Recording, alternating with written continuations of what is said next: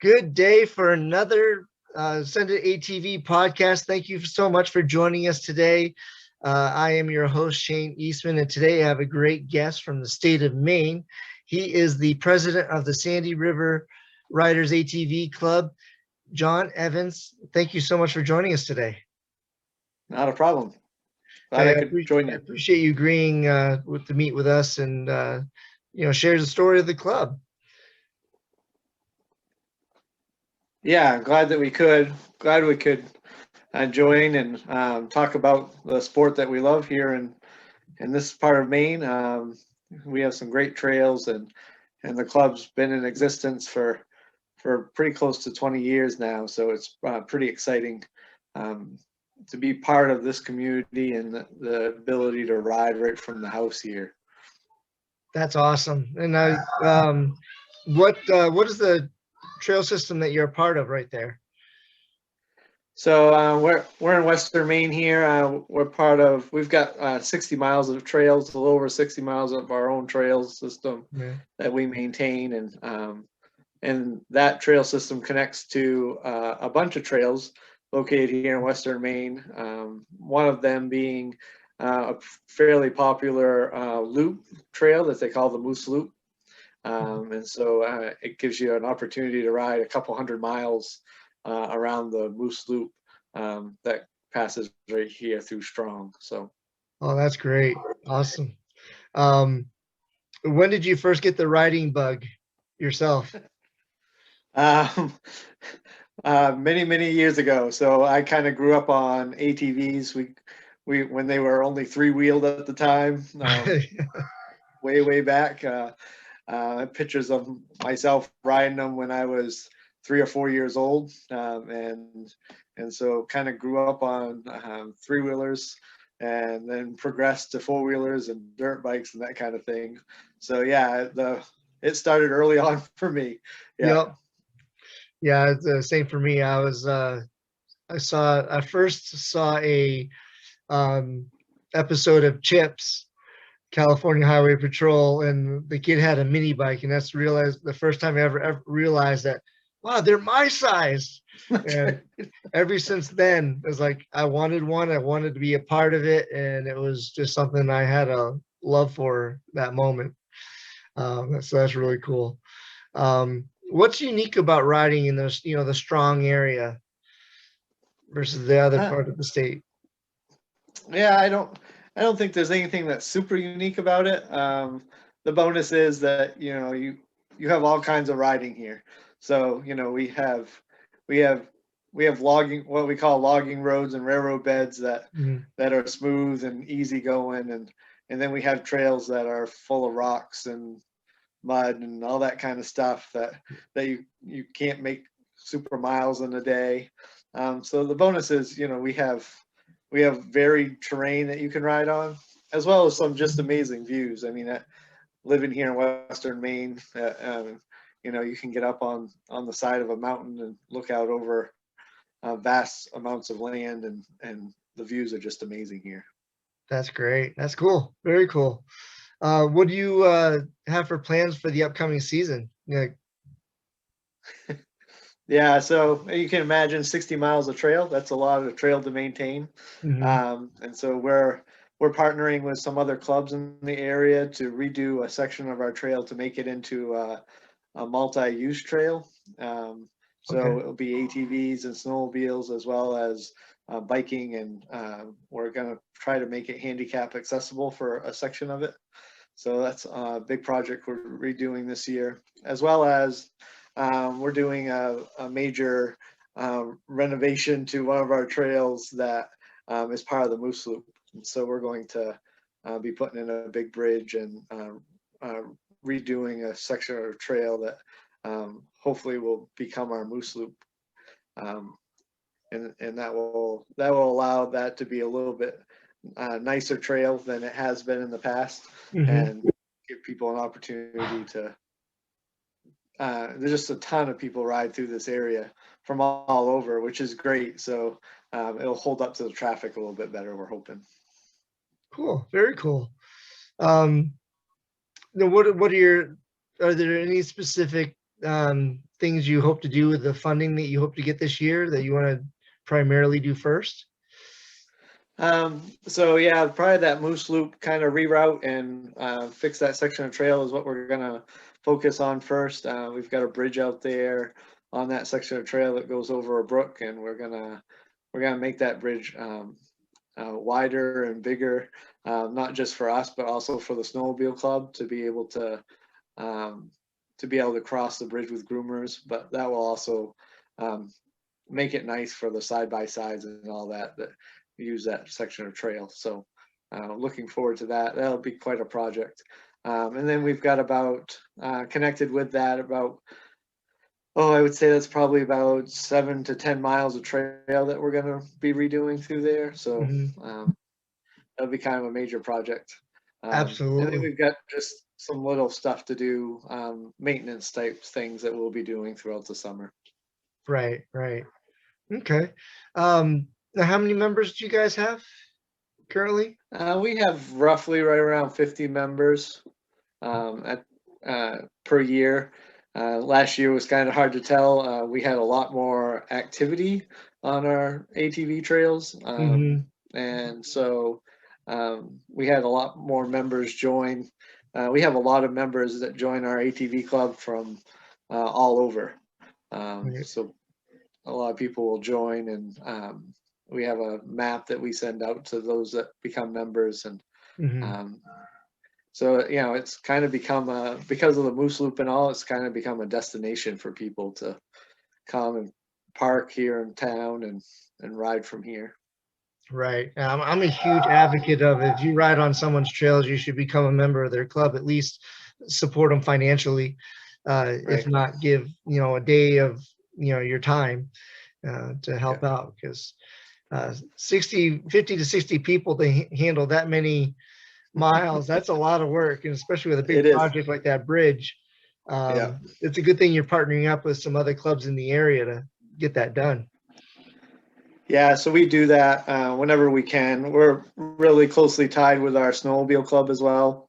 So we work in partnership with them quite often to redo sections of trail, and just the simple stuff that you don't think about, but the bush hogging the trail, the sides of the trail back to keep the growth out of the trail, those type of things. We Right. work with the snowmobile club to do. That's fantastic. Yeah, that kind of collaboration can go a long ways, and such. As popularity of the sport increases, especially with COVID last year and all that, what are some concerns that you and the club have as the popularity grows? It's kind of cool to see. I mean, we love the fact that people are interested in riding and enjoying the same things that we enjoy, right? Right. But the downside to it is, when I moved to town here almost 20 years ago, we'd go out riding and it would just be the people from town. So you would have a club of 50 people, and most of those 50 people were the people from our own town right here. Now it's not the case. I mean, the popularity has grown. People literally are driving up on the weekends and unloading. So, and that increased traffic, it'll be nothing to see at our local store them get somewhere in the range of 60 to 70, UTVs and ATVs through there on a weekend. So, that's no longer just us local people riding the trails. So, Right. so maintaining trails with that much traffic. I mean, obviously, you're dealing with a lot more soil erosion and all those type of things, bridge maintenance. So those things make it. It's a great blessing that other people are getting out and enjoying them. Right. Difficulty is the trail maintenance goes up with the increased traffic. Right. Right. And yeah, so certainly I just can't emphasize enough for people to get involved and just help out, Right. and be courteous to the trails. Just there's a time to do a full send, but then there's another time you got to respect the trails, and especially when you're close to private landowners and so forth, respect the land and trail you're on. Yeah, that's part of our, that's part of what we do here too, is all of our trails, we don't have any trails that are on state land or that kind of thing. So all of our trails are owned by private individuals Mhm. or companies. And so, it's making sure that our landowners are happy, and their land is being treated with respect, and Right. so that they continue to allow us to ride on those. And we have really good relationships with our landowners. But that's always one of those things that you continue to work on. Certainly, certainly. Very good. So, what's one of your best ATV stories, or riding stories that makes you laugh when you think about it, and or shake your head? um, I think early on when our kids were really young. In fact, my my daughter would have been 3, and my son would have been, oh, uh, he was probably like 3 or 4 months old. And so we were riding. My daughter was in front of me. My son was in his car seat strapped to the back rack of the four wheeler. My wife was on another four wheeler. We were with a group of people, and we came to a mud hole, and she was afraid that the people behind her were going to drive through and splash her. So she went around the mud hole really fast, and I was waiting on the other side. It had already gone through, and she caught on a stump, and it flipped her four wheeler over, and she went face first in the mud hole. And and my daughter was like, "Oh no, mom!"